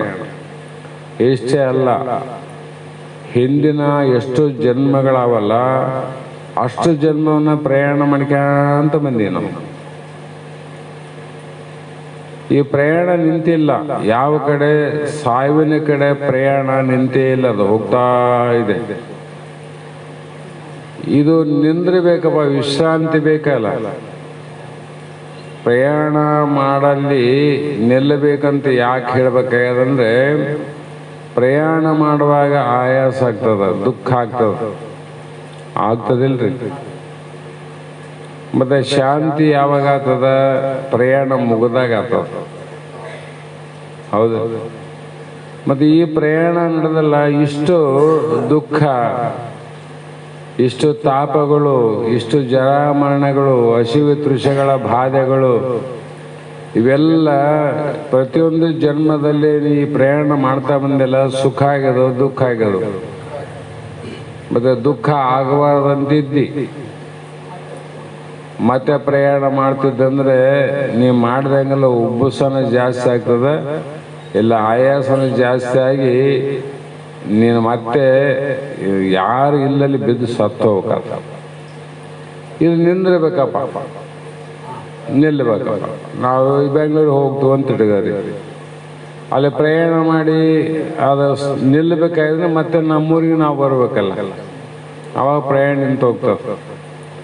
ಈ ಮರಣದ ಪ್ರಯಾಣ ನಡೆದಲ್ಲ ಇಲ್ಲಿ ಕಡೆ ಜೀವಾತ್ಮಂದು, ಅವನಿಗಿಲ್ಲ ಮರಣ, ಆದರೂ ಇವನು ಆಯಾಸ ಪಡಕತ್ತಾನ. ಯಾವಾಗ ಎಲ್ಲಿವರೆಗೂ ಪ್ರಯಾಣ ನಿಂದಿರ್ತದಂದ್ರೆ ನಿನಗೆ ಮೋಕ್ಷ ಯಾವಾಗ ಆಗ್ತದ ಆವಾಗ ಪ್ರಯಾಣ ನಿಂದಿರ್ತದ, ಅವತ್ತು ನಿನಗೆ ಶಾಂತಿ ಆಗ್ತದೆ. ಅಲ್ಲಿವರೆಗೂ ಸಾಧ್ಯನೇ ಇಲ್ಲ. ಹಾಗಾಗಿ ಇಲ್ಲಿ ಮೋಸ ಹೋಗಲಾರದೆ ಆ ಸೂಚನೆಗಾಗಿಯೇ ಪ್ರಯಾಣ ಕಾಲವನ್ನು ಅಂತ್ಯಕಾಲ ಅಂತ ಹೇಳಿದರು. ಇಲ್ಲಿ ಭಗವದ್ಗೀತೆ ಅಂತ್ಯಕಾಲೇ ಚ ಮಾವೇವ ಸ್ಮರಣ ಅಂದ್ರಲ್ಲ. ಈ ರೀತಿಯಾಗಿ ಆ ಪ್ರಯಾಣ ನಿಲ್ಲಬೇಕಾಗಿದ್ರೆ ನಿನ್ನ ಗತಿ ಯಾವ ಊರಿಗೆ ಹೋಗ್ಬೇಕಾಗ್ಯದ ಆ ಊರಿಗೆ ಹೋದ್ರೆ ನಿಂದಿರ್ತಾರ. ನಿನ್ನ ಗತಿ ಯಾವುದು ಅಂದ್ರೆ ಪುರುಷಾರ್ಥ ಯಾವುದು? ಮೋಕ್ಷ ಗತಿ ಹೇತು. ಮೋಕ್ಷ ಆದಾಗ ಇದು ಪ್ರಯಾಣ ನಿಂತೋಗ್ತಂದ್ರು. ಅವನಿಗೇನ್ರಿ ವಿಶ್ರಾಂತಿ. ಹಾಗಾಗಿ ಅಂತ್ಯಕಾಲದಲ್ಲಿ ಆ ಮರಣಕಾಲದಲ್ಲಿ ನನ್ನನ್ನೇ ನೆನಪು ಮಾಡಬೇಕು, ಸ್ಮರಣೆ ಮಾಡಬೇಕಂತ ಭಗವಂತನ ಆದೇಶ. ಯಾವುದೋ ಒಂದನ್ನು ಸ್ಮರಿಸುವುದು ಮಾನವನ ಸ್ವಭಾವ. ಮಾನವ ಸಾಯುವಾಗ ಏನೇನೋ ಸ್ಮರಣೆ ಮಾಡ್ತಾರೆ. ಕೆಲವು ಕಥೆಗಳು ಹಿಂದಲ್ಲಿ ಕೇಳಿರಲ್ಲ ಇವು. ಅದು ಆಕಳ ಕರ ಹಗ್ಗ ತಿಂತದಂತ ತೊದಲು ನೋಡಿದ್ರೆ ಅವನ ತಂದೆಗೆ ಏನೋ ಭಾವನೆ ಮಾಡ್ಕೊಂಡು ನಮ್ಮಪ್ಪ ಹಣ ಇಟ್ಟನಾಗ್ಯದ, ಮಾತಾಡಕ್ಕೆ ಬರೋಲ್ತು, ಸಾಯಾಗ ನಮ್ಗೆ ಹೇಳಿ ಸಾಯ್ಬೇಕಂತ ಪ್ರಯತ್ನ ಮಾಡ್ತಾನಂತ ಡಾಕ್ಟ್ರನ್ನ ಕರ್ಕೊಂಬಂದ್ರಂತ. ಒಕ್ಕಲ್ತನ ಮನೆ, ಎತ್ತುಗಳು ಕರಗಳು ದನಗಳು ಭಾಳ ಇದ್ದವು. ಯಜಮಾನ ಮಲ್ಕೊಂಡಿದ್ದ, ಕಟ್ಟೆ ಮೇಲೆ ಅದು ಬಾರಿಗಿತ್ತು, ಅದು ಬಾರಿ ತಿಂತಿತ್ತು ಅದು ಕರ. ಇವ್ರು ನೋಡಿ ಸರಿಯಾಗಿ ಹೇಳಕ್ ಬರ್ಲಾದ ತೊದಲು ಮಾತಾಡದ. ನಮ್ಮಪ್ಪ ಏನಾಗಿ ಗುಟ್ಟು ಹೇಳ್ತಾನಂತ ವೈದ್ಯನ ಕರ್ಕೊಂಬಂದು ಅವ್ರು ಹೇಳಿದ ವೈದ್ಯ ಭಾಳತ್ತು ಬದುಕೋದಿಲ್ಲ ಅಂದ. ಡಾಕ್ಟ್ರೇ ನೀವು ಎಷ್ಟು ಕೇಳ್ತೀರಿ ಅಷ್ಟು ದುಡ್ಡು ಕೊಡ್ತೀವಿ, ಒಂದು 5 ನಿಮಿಷ ನಮ್ಮ ಅಪ್ಪಗ ಮಾತಾಡುವಂಗೆ ಮಾಡಿಬಿಟ್ರೆ ಸಾಕು, ಆಮೇಲೆ ಸಾಯಿಲ್ಲ ಅಂದ್ರು ಅವರು. ಸತ್ರ ಸಾಯಿಲಿ. ಆವಾಗ ಡಾಕ್ಟ್ರಿಂದ ವಿಚಾರ ಮಾಡಿ ಪ್ರಯತ್ನ ಮಾಡಿದ. ಮತ್ತೆ ಚೇತರಿಕೆ ಆಯಿತು. ಅವರೆಲ್ಲ ಮಕ್ಕಳು ಸೊಸೆಯಂದರು ಎಲ್ಲರೂ ಖುಷಿನೇ ಖುಷಿ. ಏನೇನು ಇಟ್ಟಾನ, ಏನು ಗಳಿಸಿಟ್ಟಾನ, ಏನು ಹೇಳ್ತಾನ. ಅಪ್ಪ ಏನೇ ಹೇಳಿದಿಲ್ಲಪ್ಪ, ಹೇಳಂದ್ರೆ ಏನು ಹೇಳು, ಇಷ್ಟು ಮಂದಿ ಕುಂತಿರಿ ಎದುರಿಗೆ, ಕರ ಭಾರಿ ತಿಂತದ, ನಿಮ್ಗೆ ಗೊತ್ತಾಗೋದಿಲ್ಲ ಅಂತ ಹೇಳಿದ್ರು ನೋಡೋರು. ಅಂದರೆ ಜಗತ್ತಿನಲ್ಲಿ ಯಾರ್ಯಾರು ಏನೇನೋ ನೆನಪು ಬರ್ತಾವ. ಇದೇ ಅಂತಲ್ಲ, ದೈವ ಪುರುಷರಿಗೆ ಬರ್ತಕ್ಕಂಥ ನೆನಪೇ ಬೇರೆ. ದೈವ ಪುರುಷರು ಅಂತ ಗರ್ಭದಲ್ಲಿ ಹುಟ್ಟೋರು ಬೇರೆ. ಎಷ್ಟೋ ಜನ ಅಭಿಮನ್ಯಗೂ ತಾಯಿ ಗರ್ಭದಲ್ಲಿ ಅವನಿಗೆ ಮಾತಾಡೋದು ನೋಡ್ರಿ. ತಾಯಿ ಗರ್ಭದಲ್ಲಿ ಕೇಳಿದ, ತಾಯಿ ಗರ್ಭದಲ್ಲಿ ಮಾತಾಡ್ದ. ಯಾಕಂದ್ರೆ ಪುಣ್ಯವಂತರ ಪುಣ್ಯ ಜನ್ಮಗಳಂತಾವು. ನಾವು ಹೊರಗೊಂದು ನೋಡಿದ್ದೆ ಹೇಳಕ್ಕಾಗಲ್ಲ, ಒಳಗಿದ್ದು ನೋಡಿ ಹೇಳಿದ್ನಂತ. ಒಂದು ಕಡೆ ಒಬ್ಬ ತಾಯಿ ಇದ್ಲು. ಒಂದು ಗಿಡದಲ್ಲಿ ಮಾವಿನ ಹಣ್ಣು, ಹೂವು ಹಣ್ಣು ಘಮಘಮನ ಕಲ್ಕ ಆಕೆ ಒಂದು ಹಣ್ಣು ತಿನ್ಬೇಕಂತ ವಿಚಾರ ಬಂತಂತ. ಆ ವಿಚಾರ ಬಂದಾಗ ಆ ಕೊಲ್ಲಿ ಕೈ ಹಾಕಬೇಕು ಅನ್ನೋದ್ರಾಗ ಅಲ್ಲಿ ಏನಿತ್ತು ಅಂದರೆ ಒಂದು ಹಾವಿತ್ತು, ಕೊಲ್ಲೆ ಮೇಲೆ ಇತ್ತು, ಹಸಿರನ್ನ ಕಾಣಲಿಲ್ಲ. ತಾಯಿ ಇನ್ನೇನು ಕೈ ಹಾಕಿದ್ರೆ ಅದೆಲ್ಲಿಗೆ ಹಾವಿನ ಬಾಯಿಗೆ ಹೋಗ್ತಿತ್ತು. ಹಿಂಗೆ ಕೈ ಹೆತ್ತದ್ರಾಗ ಒಳಗ ಗರ್ಭದಲ್ಲಿದ್ದಂಥ ಶಿಶು ಆ ಹೊಟ್ಟೆನ ಚೂಡ್ತಂತ, ತಾಯಿ ಹೊಟ್ಟೆನ. ಈ ಮ್ಯಾಲದ ಕೈ ಹೊಟ್ಟೆವಂತ. ಆಕೆಯನ್ನ ಸಾವಿನ ದವಡೆಯಿಂದ ರಕ್ಷಣೆ ಮಾಡಿದ. ಹೊರಗೆ ಬಂದ್ಮೇಲೆ ಅಲ್ಲ, ತಾಯಿ ಗರ್ಭದಲ್ಲೇ ಇರುವಾಗ. ಅಂತ ಮಕ್ಕಳು ಯಾಕೆ ಹುಟ್ಟ್ಯಾರಂದ್ರೆ ದೈವಿ ಪುರುಷರಂತ. ಎಲ್ಲರಿಗೆ ಬರಂಗಿಲ್ಲ ದೈವಿ ಪುರುಷರು. ಹಾಗಾಗಿ ಯಾವಾಗಲೂ ನಾವು ಸ್ಮರಣೆಗಳು ನಿನ್ನನ್ನು ಉದ್ಧರಿಸಲಾರವು. ನಹಿ ನಹಿ ರಕ್ಷತೆ ಡುಕೃಹಿ ಕರೇಣೆ ಅಂತ ಮಹಾತ್ಮರು. ಒಬ್ಬಾತ ಸಾಯುವ ಸಮಯದಲ್ಲಿದ್ದಾನೆ, ಆತನ ಮಕ್ಕಳು ಸಂಬಂಧಿಕರು ಸುತ್ತಲೂ ಕುಳಿತು ಅದನ್ನೇ ಹೇಳಕತ್ತಾರೆ ಇಲ್ಲಿ. ಅಯ್ಯೋ ಅಯ್ಯೋ ಅಪ್ಪ ಹೊರಟು ಹೋದಪ್ಪ ಅಂತ, ನೀವು ಹೋದ್ರೆ ನಮ್ಮ ಗತಿ ಏನು ಅಂತ ಮನಸ್ಸಿಗೆ ಬಂದಂಗೆ ಸ್ಮರಣೆ ಮಾಡಿ ಅಳ್ತಾ ಇದ್ರು. ಆಗ ಒಬ್ಬ ಬುದ್ಧಿವಂತ ಹೇಳಿದಂತ, ನಾನು ಸಂಪಾದಿಸಿದ ಆಸ್ತಿ ಪಾಸ್ತಿಗಳನ್ನು ಒಟ್ಟಾಗಿ ನಿಮಗೆ ಬಿಟ್ಟು ಕೊಡುತ್ತಿದ್ದೇನೆ, ನಾನೇನೇನು ತೆಗೆದುಕೊಂಡು ಹೋಗುತ್ತಿಲ್ಲ. ನನ್ನ ಜೊತೆಗೆ ಬರುವವರು ಒಬ್ಬರು ಇಲ್ಲ, ನನ್ನ ಗತಿ ಏನು ಅಂತ ಕೇಳ. ಆ ಮಾತನ್ನ ಕೇಳಿ ಅವರು ಸುಮ್ಮನಾಗಿ ಬಿಟ್ಟರು ಅಂತ. ಇನ್ನೇನು ಕೇಳ್ತಾರೆ? ಹೆಂಡತಿ ಮಕ್ಕಳು ಮನೆ ಮಠ ಆಸ್ತಿ ಪಾಸ್ತಿಗಳು ನಿನ್ನನ್ನು ಕಾಪಾಡಲಾರವು. ಆ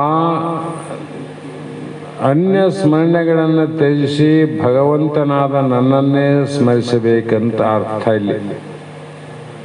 ಭಗವಂತನೇ ನಮ್ಮನ್ನು ಕಾಪಾಡ್ತಾನ. ಕಾಪಾಡುವಂಥ ಭಗವಂತನ ಸ್ಮರಣೆಯನ್ನು ಬಿಟ್ಟಿವಿ, ಕಾಪಾಡಲಾರ್ದ ಹೆಂಡ್ರ ಮಕ್ಕಳು ತೆಕ್ಕೆ ನಡ್ಕೊಂಡಿವಿ ಗಟ್ಟಿ. ಎಲ್ಲರೂ ಹಂಗೆ ಇರ್ತಾರಂತಲ್ಲ. ಮೈತ್ರಾದೇವಿ ಯಜ್ಞವಲ್ಕೆ ಇದ್ರಲ್ಲ, ರಾಮ ಸೀತೆ ಇದ್ರು, ಎಷ್ಟೆಷ್ಟು ಜನ ಆಗಿ ಹೋಗ್ಯಾರ. ಅಂಥವ್ರು ಅಂಥವ್ರು ಇವತ್ತು ಸಮಾಜದಲ್ಲಿ ಯಾವ ಮನೆಯಲ್ಲಾರ ಅವ್ರ ಮನೆಯಲ್ಲಿ ಹಿಂಗೆ ನಡೆದವ್ ನೋಡಿ. ಈಗ ಒಳ್ಳೆಯವ್ರು ನಡೆದಲ್ಲ ಅವರು. ಹಾಗಾಗಿ ಇಲ್ಲಿ ಯಾವತ್ತು ಲೀಲಾ ಮಾನುಷ್ಯ ವಿಗ್ರಹನಾದ ಶ್ರೀಕೃಷ್ಣನನ್ನಾಗಲಿ, ಸರ್ವಜ್ಞ ಸರ್ವೇಶ್ವರ ಸಗುಣ ಪರಮಾತ್ಮನನ್ನಾಗಲಿ, ಅಹಂ ಪದ ಲಕ್ಷಾರ್ಥವಾದ ಪ್ರತ್ಯವಿನ್ನ ಪರಬ್ರಹ್ಮವನ್ನಾಗಲಿ ಯಾವ ವಿಧವಾಗಿ ಆದರೂ ತಿಳಿದುಕೊಂಡು ಮಹಾಪ್ರಯಾಣ ಕಾಲದಲ್ಲಿ ಪರಮಾತ್ಮನ ಸ್ಮರಣೆಯೇ ಲಭಿಸಬೇಕಾದರೆ ಎರಡು ಪ್ರತಿಬಂಧಕಗಳು ಇರಬಾರದು. ನಾವೀಗಲಿಂದ ಗಟ್ಟಿ ಮಾಡಿ ಹೌದಲ್ಲಪ್ಪ ಆ ಪರಮಾತ್ಮನನ್ನ, ಗುರುನಾಥನನ್ನ, ಸ್ವರೂಪವನ್ನು ಸ್ಮರಣೆಯಲ್ಲಿಟ್ಟುಕೊಂಡು ಸಾಯುವ ಕೂಡ ಅದು ಬಿಡಬಾರ್ದಂತ ಇಲ್ಲಿ ಪ್ರಯತ್ನ ಮಾಡ್ತು ಅಂತ ತಿಳ್ಗರಿ. ಆದ್ರೆ ಅದಕ್ಕೆ ಎರಡು ಪ್ರತಿಬಂಧಕ ಅಂತಾರೆ. ಯಾವುವು ಅಂದರೆ, ಒಳಗೆ ಪ್ರಾಪಂಚಿಕ ವಸ್ತು ಸ್ಮರಣೆ ಇರಬಾರದು. ಇಲ್ಲೇ ಬಂತು. ಒಳಗ ಇವೆಲ್ಲ ಲೌಕಿಕ ವಸ್ತು ವಿಚಾರಗಳ ಸ್ಮರಣೆ ಇರಬಾರದು, ಖಾಲಿ ಇರ್ಬೇಕಂತ. ಹೊರಗಡೆ ಹೆಂಡರು ಮಕ್ಕಳು ಅಳಿವಿನ ಬೊಬ್ಬೆಯರು ಕೂಡೋದು ಹೊರಗಾರಲಿ ಅವರು. ಈ ಎದಕ್ಕಾರ ಇವರು ಅಂತ ವಿಚಾರ ಮಾಡಬೇಕು. ನಿನ್ನನ್ನ ಬದುಕಿಸಲಿಕ್ಕೆ ಅಲ್ಲ, ಸತ್ತಾಗ ಹಾಳಾಕಿರೋರು ಅನ್ನಂಗಿಲ್ಲ. ಏನಿಲ್ಲಪ್ಪ ಮಕ್ಕಳೆಲ್ಲ ಹೆಂಡ್ರೆಲ್ಲ ಸತ್ತಾಗ ಅಳೋರು ಒಬ್ರು ಇಲ್ಲಿ ನೋಡು, ಅವ್ರಿಗೆ ಅಂತಾರಿಲ್ಲ. ಈ ಮನೆ ಹಿಂಗೆ ತಿಳ್ಕೊಂಡವ್ರ ಅಳಕ್ಕೋಸ್ಕರ ಹೆಂಡ್ರು ಮಕ್ಕಳು ಬೇಕಂತ ಅರ್ಥ. ಅವರೇ ಹೇಳ್ತಾರ. ಯಾರೆಲ್ಲ ದಿಕ್ಕಿಲ್ಲೇನಿಲ್ಲ, ಹೆಂಡ್ರೆಲ್ಲ ಮಕ್ಕಳ ಅಳೋರು ಒಬ್ಬರು ಇಲ್ಲಿ ನೋಡು, ಹೆಣ ಬರೋರು ಇಲ್ಲಿ ನೋಡು. ಅಂದ್ರೆ ಇವರಿದ್ರೆ ಇವರಿಗೆ ಬಹಳ ಆತ್ಮಜ್ಞಾನ ಪಡೆದಂಗಂತ. ಸತ್ತರೆ ಅಳಬೇಕಂತ ಆಚಾರವನ್ನ ನಮ್ಮವರು ಇಟ್ಟುಕೊಂಡರು. ಎಲ್ಲರೂ ಸತ್ತಾಗ ಅಳಬೇಕಪ್ಪ. ಅಳ್ಳಾದವ್ರು ಕೂಡ ಸತ್ತಾಗ ನಗಬಾರದು, ಅಳಬೇಕಂತೀವಿಲ್ಲ. ವೇದಾಂತವು ಜನ್ಮಿಸಿದ ನಮ್ಮ ದೇಶಕ್ಕೆ ಇದೊಂದು ಅವಮಾನ ಅಂದ್ರು. ಭಾರತ ದೇಶಕ್ಕೆ ಹಿಂಗೆ ಹೇಳೋರೆಲ್ಲ ಅವಮಾನ ಮಾಡಿದಂಗೆ ಅಜ್ಞಾನಿಗಳಂತವ್ರು. ಯಾಕಂದ್ರೆ ಮಾರವಾಡಿ ದೇಶದಲ್ಲಿ ಸತ್ತವರ ಬಳಿ ಅಳುವ ಕೂಲಿಗಳ ಗುಂಪೇ ಇದೆ. ಅಲ್ಲಿ ಶಾಲ ಸತ್ರ ಕೂಲಿ ಕೊಟ್ಟು ಅಳಿಸ್ತಾರೆ. ಮದುವೆಗೆ ಊಲಗದವರು ಬರುವಂತೆ ಮನೆಯಲ್ಲಿ ಯಾರಾದರೂ ಸತ್ತರು ಸಾಕು, ಅವರು ಬೀಗರು ಬಂದಾಗ ಸತ್ತಲಿಗೆ ಬಂದ ಬಿಡ್ತಾರೆ. ಅವ್ರು ಇಷ್ಟಂತ ಮಾತಾಡ್ತಾರ, ಅಳ್ತಾರ ಅವರು.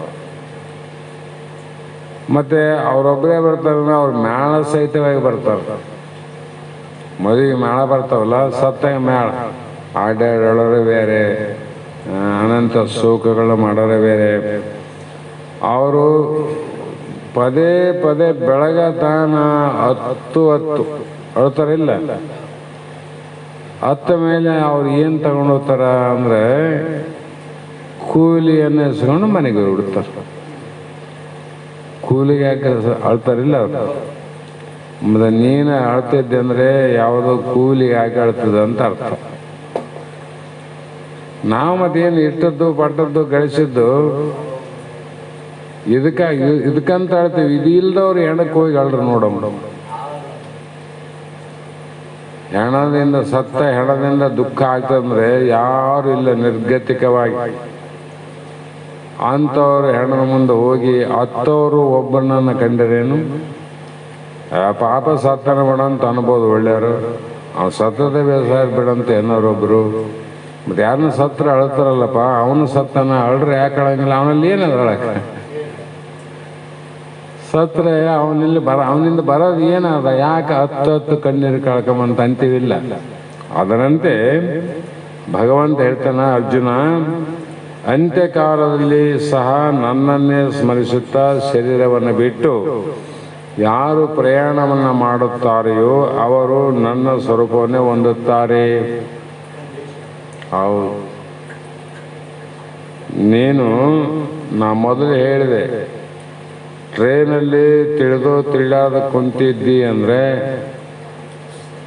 ನಿನ್ನ ಅದು ಎಲ್ಲಿಗೆ ಹೋಗಿ ನಿಲ್ತದ ಅಲ್ಲಿವರೆಗೂ ತಗೊಂಡ ಹೋಗ್ತದ, ಅಲ್ಲಿವರೆಗೂ ಹೋಗಬೇಕಲ್ಲಿ.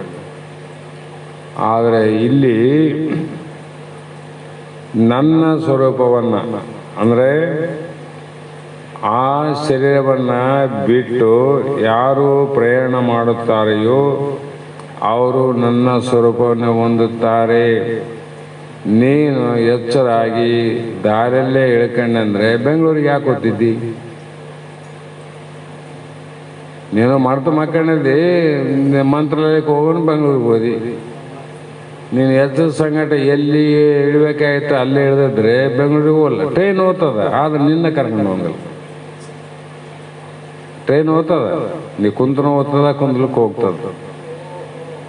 ಹೌದಾ ಇಲ್ಲ? ಅದರಂತೆ ನನ್ನ ಸ್ವರೂಪದಲ್ಲಿ ಇದ್ದಾಗ ಅದು ಮಾಯಾ ಮರಣ ಅಂತ ಹೋಗ್ತಿರ್ತಾವ. ಅದನ್ನು ನೀನು ಹೋಗೋದು ನೋಡು. ಯಾಕಂದ್ರೆ ಅದರಿಂದ ಇಳಿದಿದ್ದಿ, ದೇಹದಿಂದ ಇಳಿದಲ್ಲ, ಕಡೆಗೆ ಆಗಿದ್ದಿ. ದೇಹ ಹೋದಲ್ಲಿ ನೀನು ಯಾಕೆ ಹೋಗ್ತಿದ್ದಿ? ಮನುಷ್ಯ ಇದ್ನಲ್ಲ ಅಂದ್ರೆ ಅಲ್ಲೇ ಇಳ್ಕೊಂಡ ಮರ ಮಂತ್ರಾಲಯದಾಗ ಇಲ್ಲಿಗೆ ಯಾಕೆ ಬರ್ತಾರಂತೀವಿಲ್ಲ. ಅದಕ್ಕೆ ಜ್ಞಾನಿಗಳು ದೇಹದಿಂದ ಕಡೆಗೆ ಆಗ್ಯಾರ, ದೇಹ ಎಲ್ಲಿಗನು ಹೋಗ್ಲಿ, ಅವನು ಇಲ್ಲಿಗೆ ಬರಂಗಿಲ್ಲ ಅಂತ ತಿಳ್ಕೊಂಬಿಟ್ರ ಅವರು. ಎಂದಕ್ಕೆ ಆಗ್ಬಿಟ್ಟ ಅವನು. ಹಾಗೆ ಇಲ್ಲಿ ಬೇಡಬೇಕಾದದನ್ನು ನಾವು ವಿಚಾರ ಮಾಡಿ ಗ್ರಹಿಸಬೇಕಾದದ್ದು ಯಾವುದು ಅಂದರೆ ಪರಮಾತ್ಮ ಸ್ವರೂಪ. ನಾನು ಪ್ರಾಣವನ್ನು ಬಿಡುವಾಗ ನಾನು ಯಾವಂದರೆ ನಾನು ಪರಬ್ರಹ್ಮ ಸ್ವರೂಪ. ಅಂದರೆ ನೀನು ಅಲ್ಲಿ ಕಡೆಗಾದಿ ದೇಹ ಸ್ವರೂಪ ಅಂದರೆ ಈ ಗಾಡಿಗೆನ್ನು ನೀನು ಈ ದೇಹಕ್ಕಾಯ್ತು. ಮತ್ತು ದೇಹ ಪುನರ್ವಿಚರಣ ಪುನರ್ಮರಣ, ಮತ್ತು ದೇಹ ಮುಂದೆ ಹುಟ್ಟುತ್ತದೆ, ಆದರೆ ನೀನು ಹುಟ್ಟಬೇಕಲ್ಲ.